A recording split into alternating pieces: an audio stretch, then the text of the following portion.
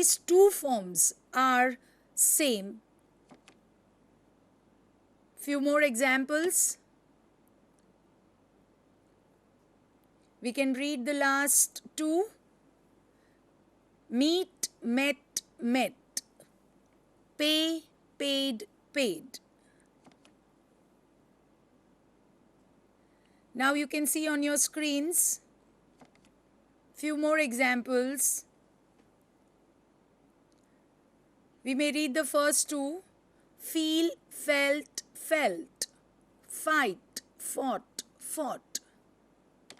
Now the idea behind showing you such charts is so that whenever you have to form sentences, you need to have ample words to remember. And that is how you can just by heart them. Let's go to the third type. All three forms are different. Now here you can see the base form be, the past tense was, were, and the past participle is been. You can read the last two. Do, did, done. Draw, drew, drawn. You can see all the three forms are different. Few more examples. We may read the last three. Go, went, gone. Grow, grew, grown. Hide, hide, hidden.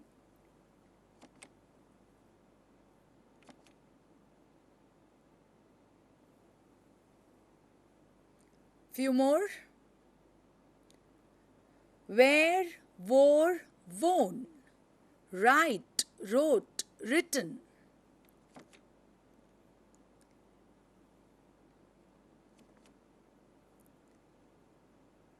Few more. You can read the middle part. Ring, rang, rung. Rise, rose, risen.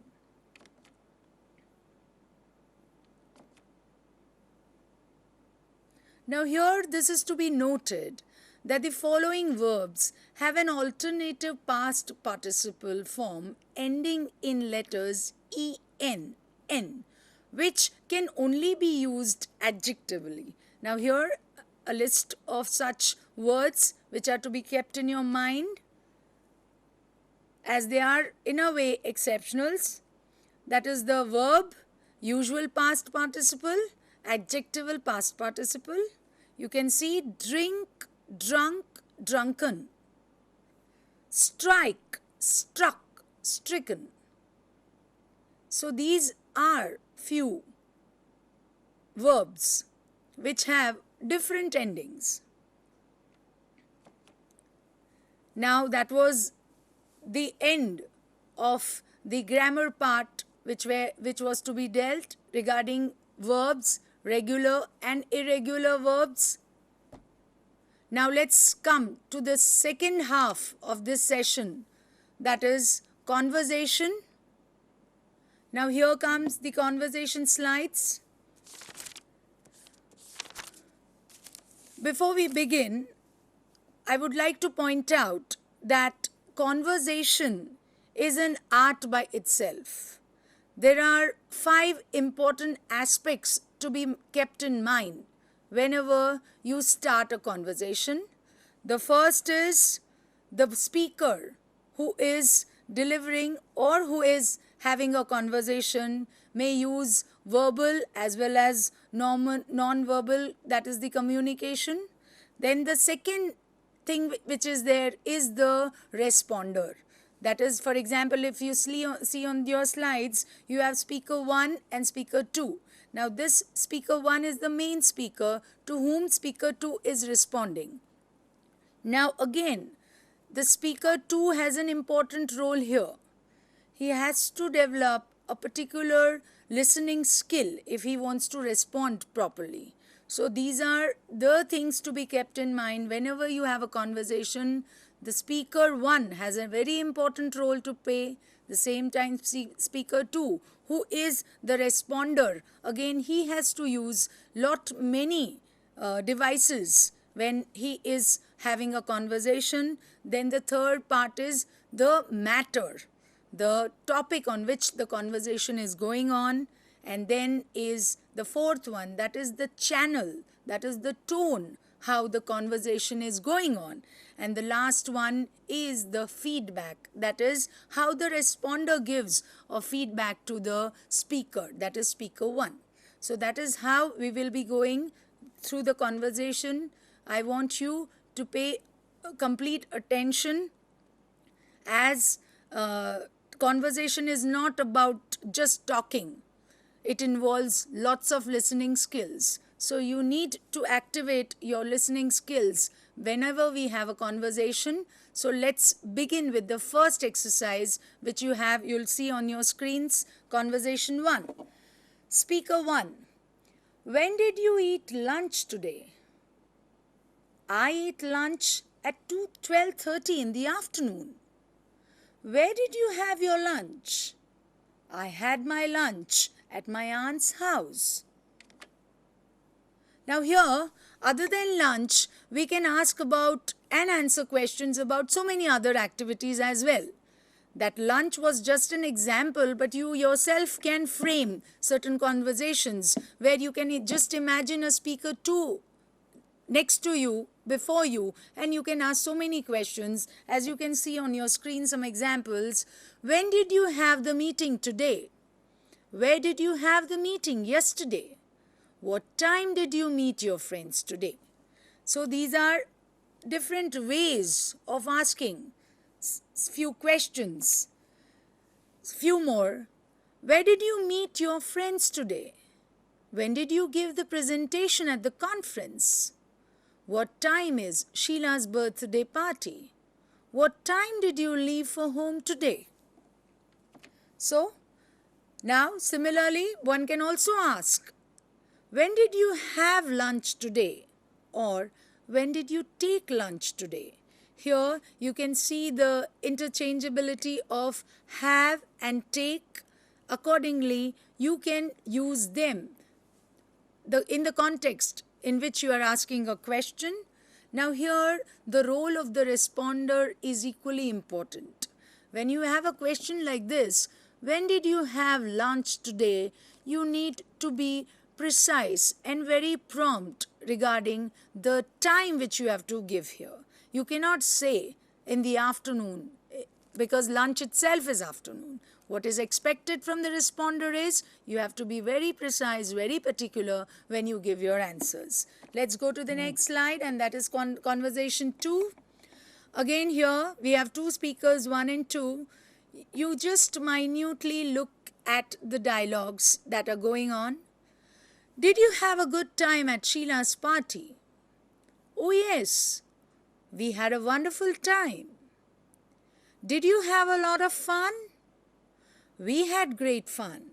We ought to have another party like that.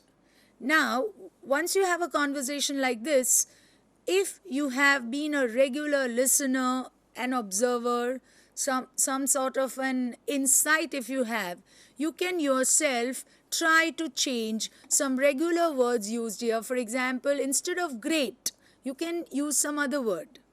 Instead of wonderful, again you can use something else. It might be very monotonous if you just go on and on describing something as wonderful, wonderful, wonderful, lot many times. You need to be aware, or you need to be, you have to have a presence of mind where you yourself tell that instead of wonderful, I will use some other word. You can just see some more examples where we have a lot of options for the words wonderful. That is what I said. Let's see these sentences. We had a great time. Now that great word could be substituted or replaced by some other, like we had a rocking time. We had a fantastic time. We had a lovely time. We had a beautiful time. So there are so many ways where you express or where you tell the same thing but in a very different manner, and this is not to be noted. It is to be understood that the context is very important. It has to go with the context in which you are having a talk.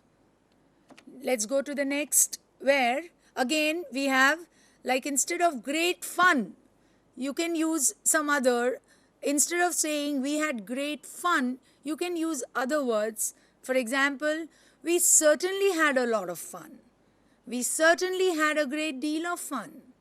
We definitely had a great time. We really had lots of fun. We actually had a great deal of fun. So that is the various ways of presenting the same thing. Now let's go to conversation 3. Speaker 1. Did you work at home last night? Speaker 2. Yes, I washed the dishes and cleaned the house. Did you do anything else? Yes, I listened to the radio and watched television for some time. Now here, it is to be just kept in mind that you won't get always an answer in yes. For example, the speaker 1 is asking, did you work at home last night?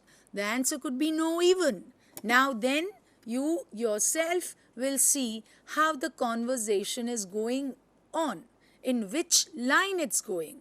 The channel would change, the tone would change, some unexpected dialogues may take place. So that is the other side of it. Here everything is yes. Yes, I washed. Yes, I listened. Instead of this, you can have again no instead of yes. Then what is speaker 1 supposed to do? Speaker 1 has to be very cautious before posing a new question. Let's go further. Workplace can be of various types. Let's take a look at a few of them. Now here there are again variations. You can see, did you work at the office last night? Did you work at the office yesterday, last Thursday? Did you work at the college yesterday? Did you work at the site this morning? Did you work at the library this afternoon? So this is regarding the workplace. Similarly, work activities done at home can also be several. Let's take a look at them. I worked at the new project at home. I cleaned the basement yesterday. I cooked lunch and dinner for the family 2 days back. I taught my younger brother some English last Sunday. I helped my sister with her craft project last evening. So these are work activities done at home with a personal tone coming in. Now here we have conversation 4. Speaker 1. What did you buy yesterday?